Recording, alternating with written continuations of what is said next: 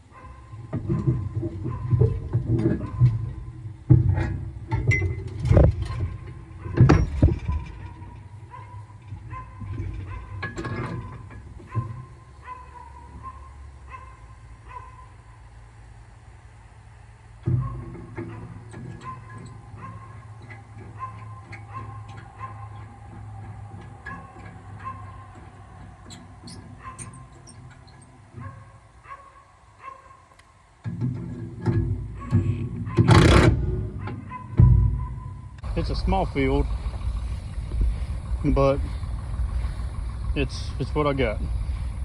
So when I was a kid, my mom used to get on to me all the time for dragging my feet, and in a hayfield it works out because I'll drag my feet across all this crap and my boots ain't wet, so that lets me know I'm good to go.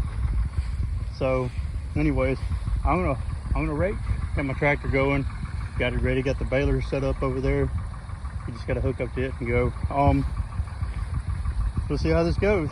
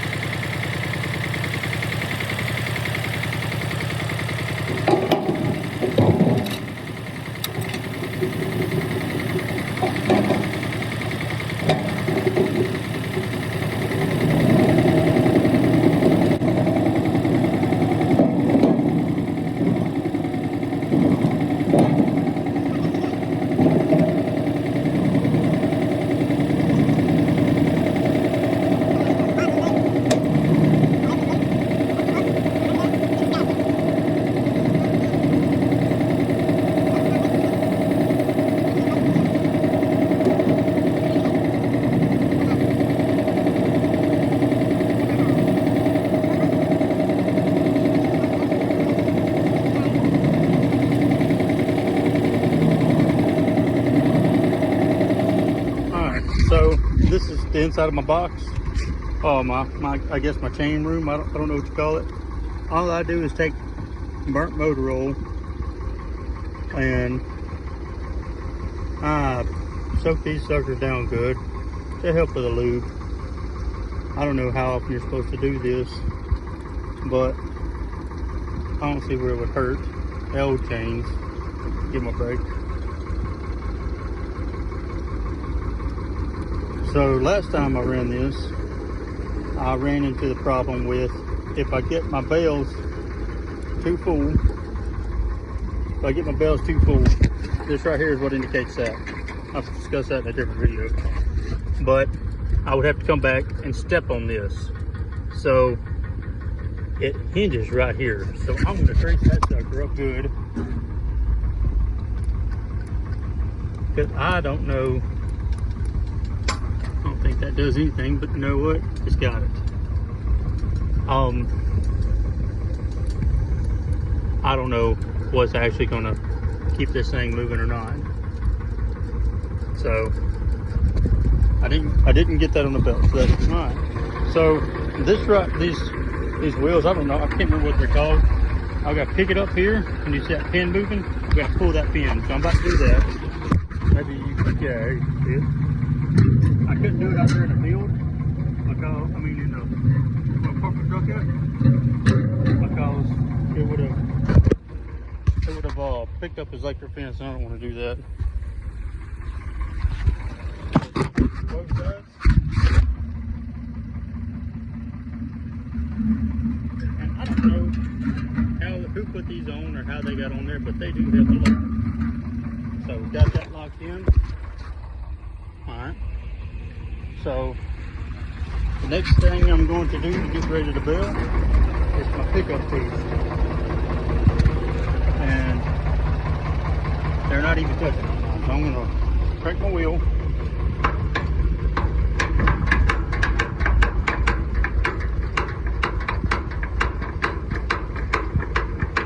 You don't want to get it too far, because if you get it too far,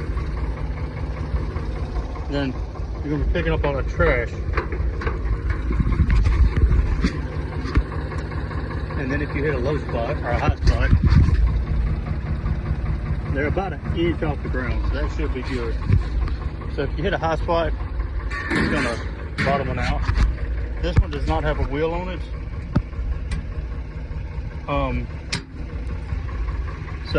So it will bottom out. That's what it'll pick up. It will dig in the dirt. So I'm about to start battling this out there.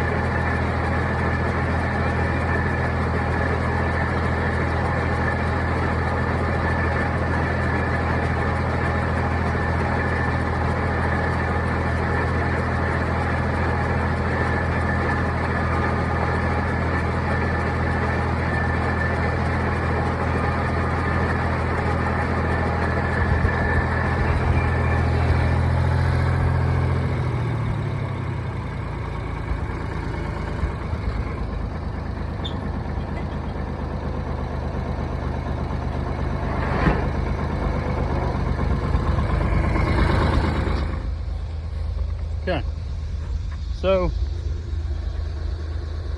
as you can see, put a lot of twine on it. Obviously I didn't, still trying to gauge that right. That's a bale, and my electric twine arm worked. So that's great news. So I'm gonna keep baling. Probably all the video I'm gonna show. I'm gonna take a video at the end to show you how it did and my overall outlook on it. But right now I think it's a win. So I could hear the alarm. I don't know if you could hear it or not, but I could hear the alarm, and I can the arm moves. It still got it moves a little bit more than the other one did, but the other one had a lot more pressure. So right now it seems like it's a success. So I'm just to start the baling, and I'll show you at the end. So I've made a few bales, not much, but I have made some. It's run good.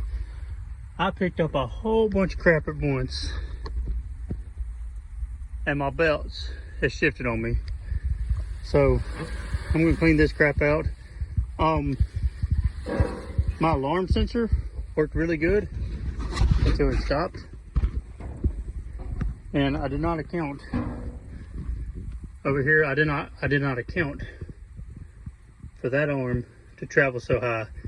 It traveled so high, it broke the sensor off. So we've got to move it up and then set it back to where I had it at. So that's something I got to figure out. So let me get this crap cleaned out. So I about got it cleared. I found the closed throat they're talking about. So I just got wound up around it, and it shoved my belts over. So I'm about to have it cleared. Once I get cleared, I'll straighten the belts back out and continue baling. All right, so I am running into this problem again. It is picking up and going to this side and pushing this belt over. So I've got to figure out where my adjustments went wrong and what's making this happen, because it's, you know, it's just starting. So I got to figure that out. This is the bell chamber, and it'll roll on this side, and over here it's getting wrapped around that edge. And I don't know if I can get a good view of that. There's a roller. Yeah, you can see that roller right there. It's wrapping around it. So, yeah, I gotta check that out.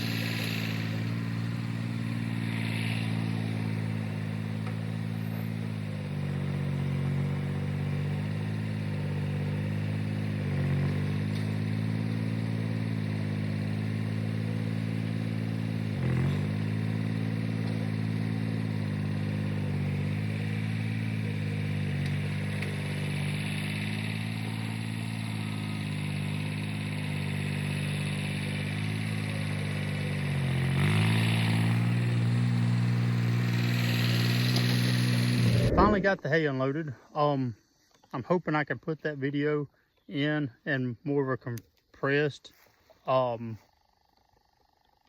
lapse. I think that's the right word for that. Maybe in a fast forward motion, because it took me a few minutes. I don't have a front end loader on my tractor, so I have a scissor lift for my hay spears, and for an old tractor it does really good. There was a couple bales that I had a hard time stabbing, which to me makes me feel good because the core is nice and strong. But with a scissor lift, I'm able to double stack. My barn is nearly out of room. I've got a small barn here, and it's out of room. I've got to get a tarp and tarp it. I got it kind of on the hill, so that'll keep it, you know, from sitting in water and messing it up like that, because I know you have a lot of waste that way. But a lot of people store round bales outside. I just don't like to do it. I was not raised storing it outside, so I don't like to store it outside. But right now I don't have a choice. Hopefully I'll build a barn next year, but we'll see about that. So I'm going to show you what the hay looks like. Overall, the baler did good. There were some issues on my part, and part of that was trying to go too fast, starting a bale too fast. I've done a lot of reading on it, and you have to start the bale slow. And here at the house doing it, it was wide open ground, and I started it slow. I can place it over there at the other field, and I was not really going slow with it. So that was a lot of my problem. So once I slowed down and started my bale, I could speed on up to a good working space, but I still had to make sure. I think what the problem was is that my hay, my windrow, was getting piled up and was actually shoving it into the top roller. And I think that's where my problem was, because it managed to get in there real good.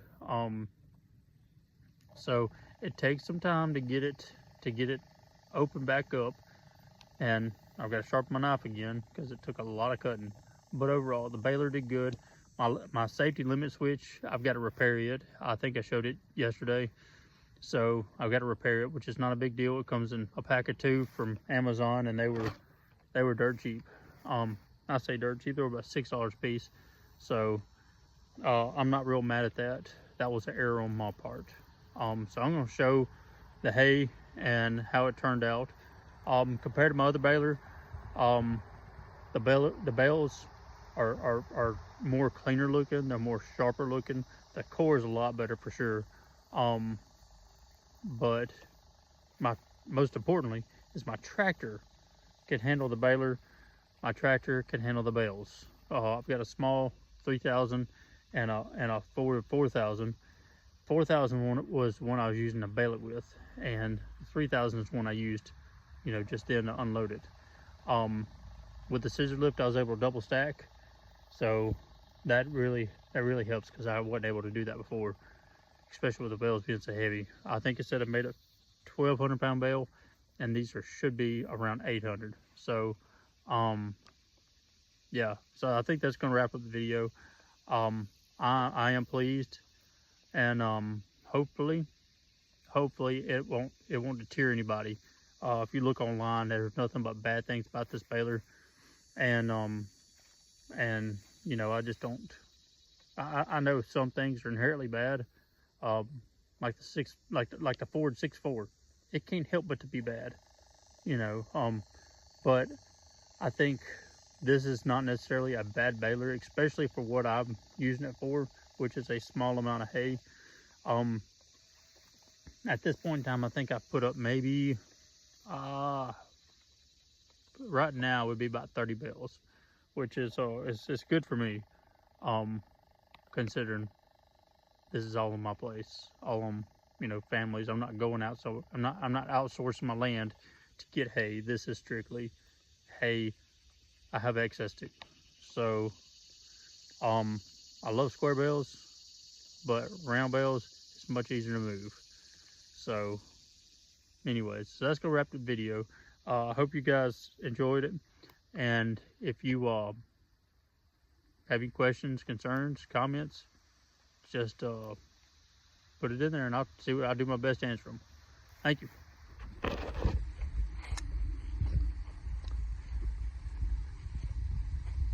There was a one or two that did not turn out real pretty, but I say one or two. It was one that I was just not pleased with the way it turned out, and it's this far in one over here. I'm pretty sure you've seen it when I unloaded it. Something to do with the way I tied it. It ratcheted on the outside, like I was worried about it doing, and the rest of it, I was a little more cautious, and so that was it.